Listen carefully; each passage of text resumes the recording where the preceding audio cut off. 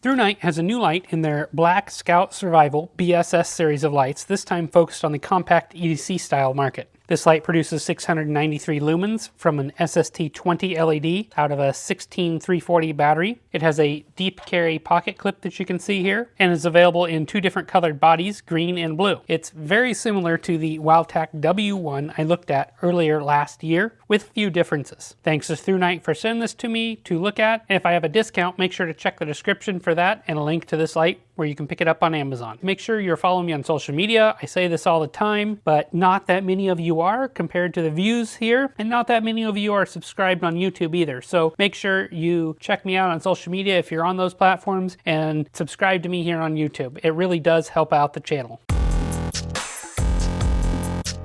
So here is the packaging that the BSS W1 comes in. It's typical ThruNite brown cardboard box, not a lot to it. On the end you do have some different check marks showing the different sizes and options that are available. They list black here, but black isn't currently listed. There is a blue and an army green.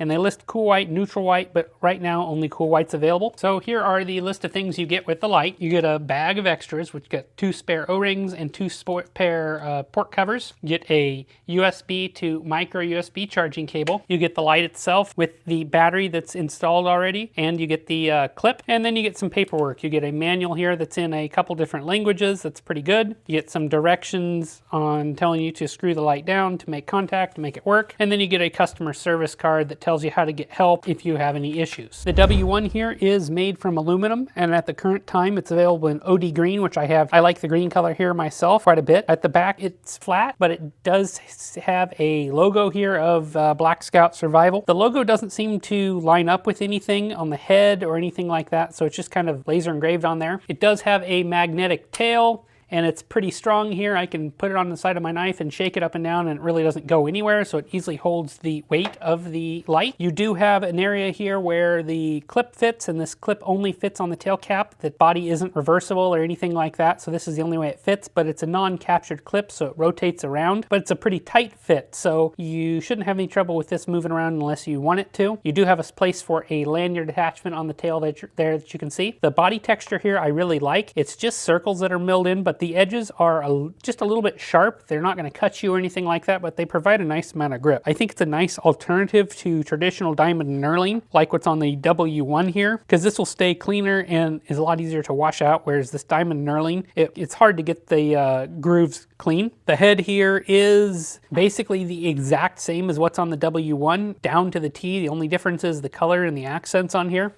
The button is recessed a little bit here, so it helps prevent against accidental presses. There is an LED underneath there to give you a charging indicator. On the back here, you do have your charging port. It's just okay at best. It's hinged here at the top and fits in the port okay, and you've got to get it kind of sitting down in there. Once it's out of the way, it's okay, but it's definitely not the best I've seen. It works. At the front here, the bezel is slightly raised. It's non-crenulated. You do have an anti-reflective coated piece of glass in there. The reflector does have a little bit of an orange peel, and the LED centering is just okay. It's not perfect. I measured the length here at 67 millimeters, maximum diameter at 23.22 millimeters at the head, and minimum diameter on the body at 18 millimeters. Weight with the battery and clip was 51.5 grams, and the light is IPX8 water rated. The closest competitor that I have to the ThruNite BSS1 is the WowTac W1. As you may or may not know, ThruNite and WowTac are sister companies, and these two lights are very similar in terms of physical appearance, design, and shared parts. There are a few differences. Most obvious is the body tube milling. The ThruNite BSS W1, in my opinion, is a little bit more attractive here with the linear milling, as I explained, that I like, and it's also a little bit slimmer by about 2 millimeters on the body here versus the WowTac. The heads are the exact same and are actually interchangeable. They have the same buttons, the same port covers,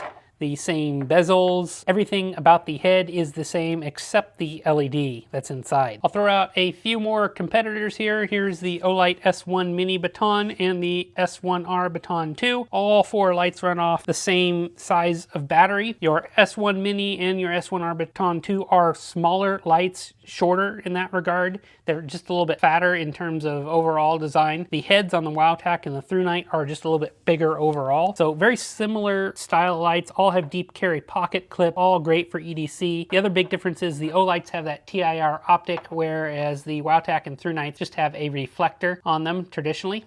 Another big difference here is that the O-lights all carry bezel up, which some people dislike, and the ThruNites all carry bezel down, which is probably my preference. The ThruNite BSS W1 uses a non-captured dual direction clip that only fits on the tail direction of the light. It's a pretty tight clip and pretty well there. Slipping it in over your pocket, I do have to lift it up just a little bit sometimes since the head gets in the way just a little bit, but it does allow for a nice deep carry clip, and it's a dual direction clip, so you could clip it onto a hat pretty easily. The hat just can't be very thick. You've got a place here for your lanyard on the tail if you wish. One does not come with this light. The ThruNite BSS W1 uses the SST20 LED in cool white. No tint data is given here directly, and when I compare the beam to the WowTac W1, it's very similar. The SST20 here in the ThruNite is just a hair bit more neutral in tint than the Cree G2. In the WowTac, the beam's hot center is slightly larger as well. On this style light, I personally prefer a TIR optic because I think it provides a better overall beam for EDC use on such small lights. That said, the traditional reflector design here does allow it to throw further and works just fine. I just think a TIR works a little bit better. ThruNite lists the outputs of the BSS W1 as the following. Firefly is half a lumen, low is 7.5 lumens, medium is 58 lumens, high is 215 lumens, and turbo is 693 lumens, and then it'll step down after 1 minute according to official claims. There's minimal PWM here. It's the same as the WowTac W1s. Okay, here are my night shots for the ThruNite W1, and I've got it on its Firefly mode, half a lumen here, and as usual, you really can't see it. Here it is on low, 7.5 lumens, and this is running the SST20 LED in cool white. And you can see kind of it's a bigger hotspot. Bumping up here is medium at 58 lumens, and this gives you a good idea of that beam. And if we pan out, we can see 58 lumens does a decent job of illuminating the fence. Not a lot of light. And here is high, 215 lumens. Decent job here. Remember, this is a small EDC light though. And if we bump up to the top here, here is 693 lumens according to what ThruNite says. The beam is primarily hot there in the center, and it's a decent size when on this bright mode. But you can see the spill here is quite large, but not a lot of light to it. For comparison, here is the WowTac W1. This is running a Cree XP G2.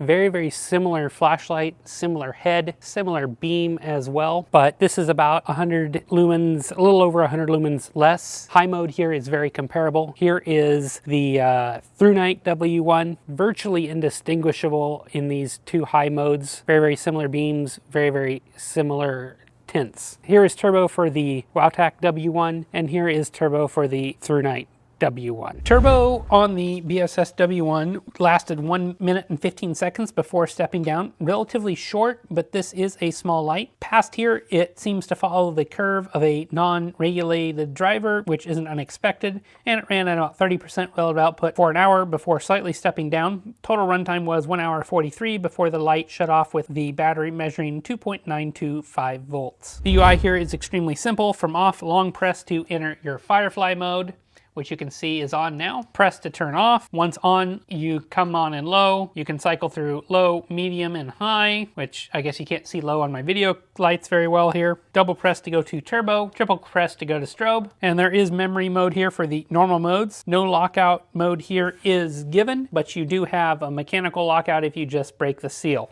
But the twist, which is what I like. Recharging is accomplished via the micro USB charging port on the back. It's got a small silicon gasket here. It's hinged at the top at one point. It's not the best design I've seen. You do have to kind of wrestle it to get it in there, but once it's in there, it seems to stay and it's reasonably out of the way. This top lip does catch just a little bit. It's not the best I've seen or the worst. Charging time took 1 hour 21 minutes in my testing, with max charge rating being 0.46 amps, which is safe for this small a battery. Fully charged, the battery measured 4.145 volts. So the pros for me are it's very inexpensive, less than $30. It's only available as a cool white emitter at this time. I hope that they come out with that neutral white option that the box lists. The cons are not a crazy amount of performance, but it is small. It's got micro USB instead of USB-C. and it's got a little bit of green tint on the lower output modes. My conclusion is if you're new to EDC and a flashlight and wanted to try something small out, this would be a great option to try without breaking the bank. If you just wanted a small flashlight to use on a hat, carry in a bag or purse, or just wanted impulse buy in a color you liked, this fits all those applications here too. For EDC, this is a decent light. The clip design allows it for a pretty deep carry, which I really like, but the head design means you need to pull that clip out just a little bit to fit it over your jeans. I like that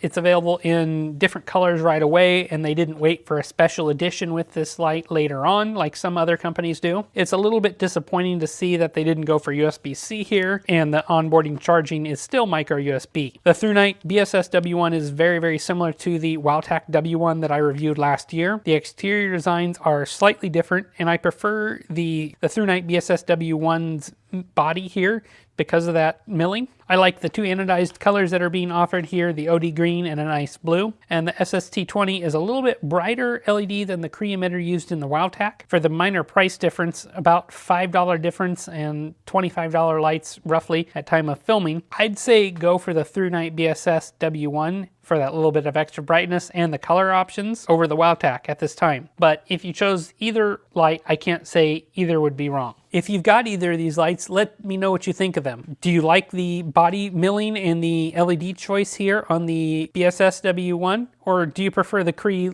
look of the Wowtac W1? Or would you prefer they pick a different LED entirely? As always, guys, I appreciate you liking these videos, commenting below, and subscribing to the channel, as it really does help me out. And I will see you on the next review soon.